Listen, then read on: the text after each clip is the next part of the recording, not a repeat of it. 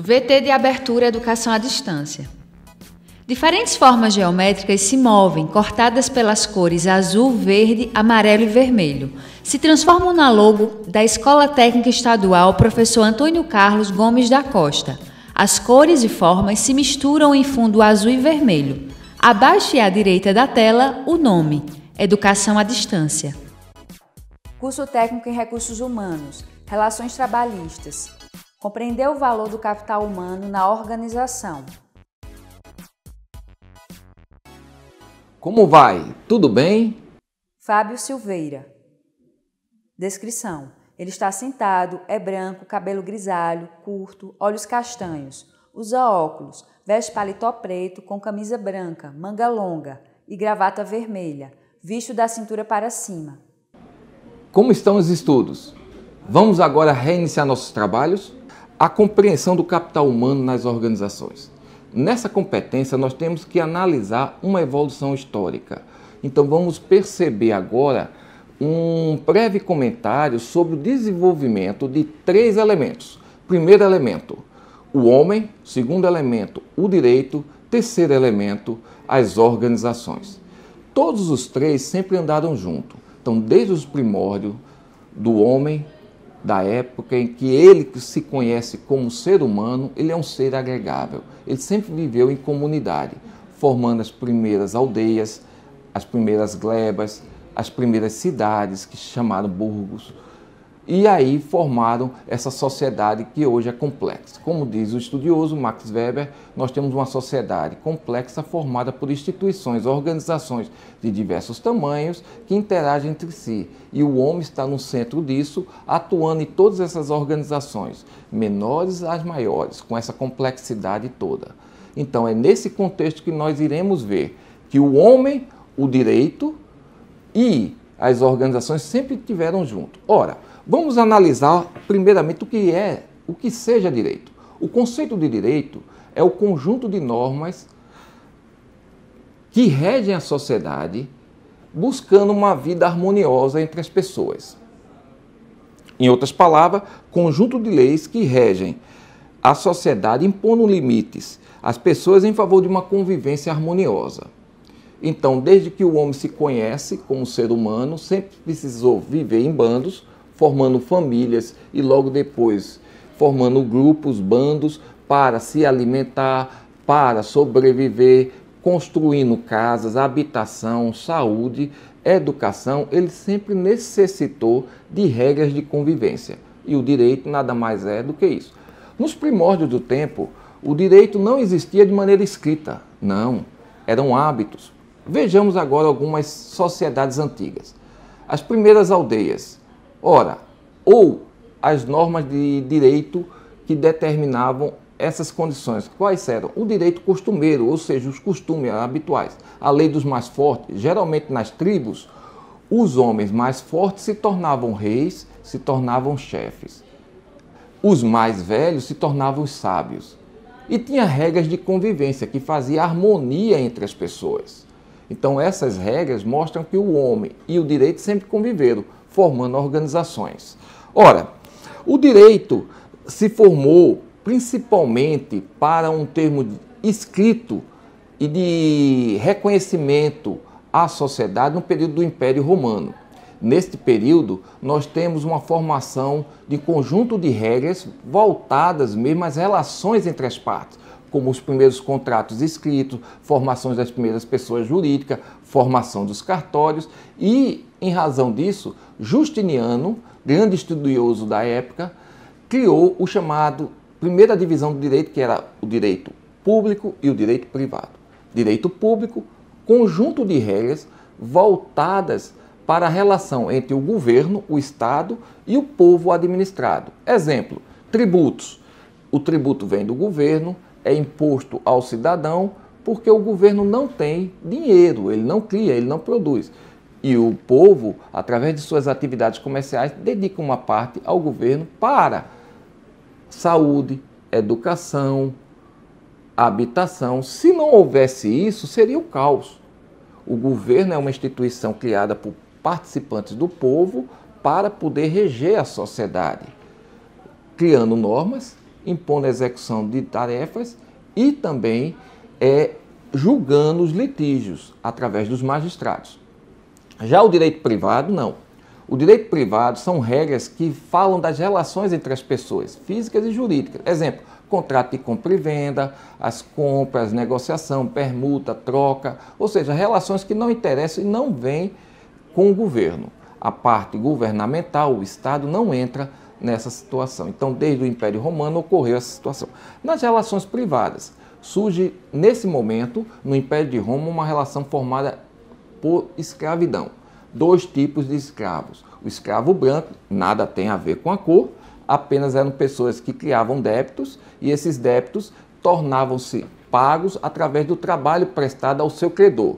Tinha um período de tempo, era feito um contrato, após esse período de tempo ele retomava a situação de homem livre. E o outro era o contrato, não era contrato, na verdade era a situação do escravo de guerra. O escravo de guerra, neste ponto, ele não tinha direito nenhum e morria praticamente prestando serviço ao Estado.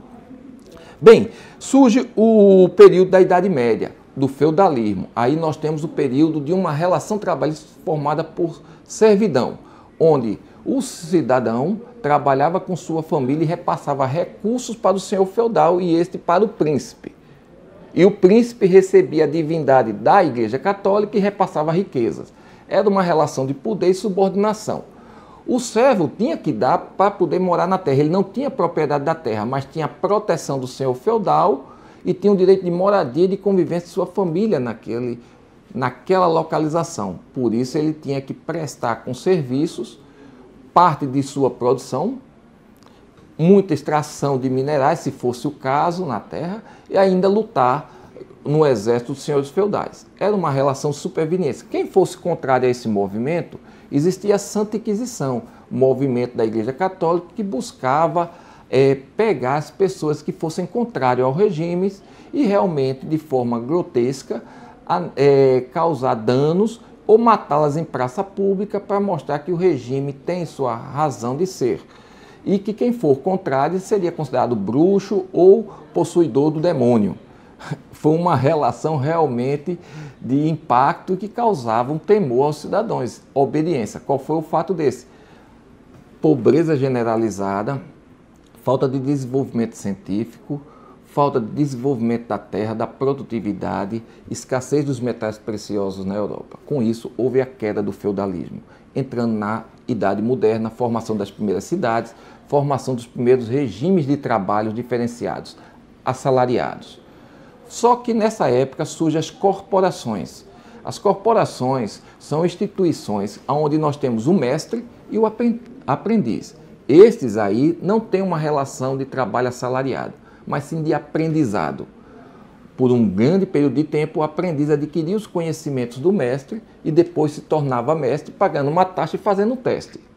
Mas, fora isso, todas as outras relações chamadas de companheiro e as demais eram trabalhos assalariados e pagos. Era a formação dos primeiros trabalhos artesães e dos primeiros mestres em todas as suas atividades profissionais, ou seja, os trabalhos de profissionais liberais. Pois bem, depois da Idade Média surge a grande Revolução Industrial.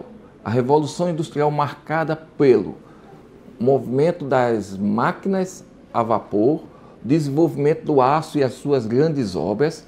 Temos também a formação da grande logística de transporte de produtos manufaturados, a linha de produção e a formação de um novo instituto chamado conjunto de leis chamado Constituição.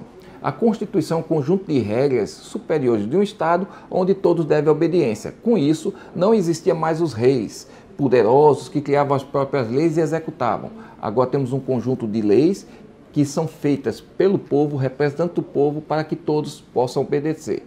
E essas constituições, como a Constituição de 1787 e a de 1792, que é a Revolução Americana e a Revolução Francesa, criou as condições para um Estado liberal. Pois bem, o Estado liberal é o Estado da economia aberta, onde houve um desenvolvimento com a Revolução Industrial das grandes indústrias, da grande produção em massa. Qual foi o problema dessa época? Esse movimento econômico, político, social chamou-se liberalismo econômico. E com isso houve problemas na ordem das condições e melhorias de trabalho, no ambiente de trabalho. Não tinha jornada de trabalho, o trabalho era assalariado, mulheres e crianças trabalhavam sem tempo correto, sem o estudo certo de suas forças de trabalho, porque eram mão de obra baratas. Não havia uma habitação, houve o êxodo rural, desenvolvimento de cortiços nas grandes cidades e realmente as indústrias não respeitavam as condições do trabalhador. Foi nessa situação que surgiu nas primeiras relações de trabalho os movimentos grevistas e sindicais impondo melhores condições de trabalho, que surgiu com o movimento do Estado da social-democracia logo depois. O Estado social, que é o socialismo, mas não respondeu às realidades, e surgiu o movimento da social-democracia, um Estado mais liberal, mas que impõe regras às indústrias, ao comércio, ou seja, à economia privada, para respeitar a situação dos trabalhadores. E os trabalhadores são representados por sindicatos, esses que impõem regras de melhoria de condições de trabalho. Pois bem, o que o capital humano é, na verdade, o valor principal de desenvolvimento, porque é o fator de produção que rege toda a capacidade produtiva existente nas grandes organizações e, por fim, fator de desenvolvimento da sociedade. É nesse ponto que o capital humano, como vocês perceberam ao longo da história, representado pelas relações de trabalho, que buscam o progresso e desenvolvimento de um Estado. Quando falamos de Estado, falamos de um país, de uma nação, de uma sociedade, porque ele é o fator principal de gestão dos fatores, em suma, de produção, como os insumos, ele é o fator de mão de obra principal, que tem como base a boa gestão dos demais fatores. E isso faz com que haja uma produção, uma produtividade e uma importância fundamental no desenvolvimento das organizações, assim como no desenvolvimento das relações trabalhistas. Então, com esses estudos, percebam nas últimas páginas da nossa competência tem um resumo de todos esses elementos. Tenham um bom estudo, muito obrigado e veremos na próxima competência. Som direto, Luiz Vitor. Imagens, Juliana Aguiar, Leandro Gomes. Interpretação de Libras, Davidson da Silva.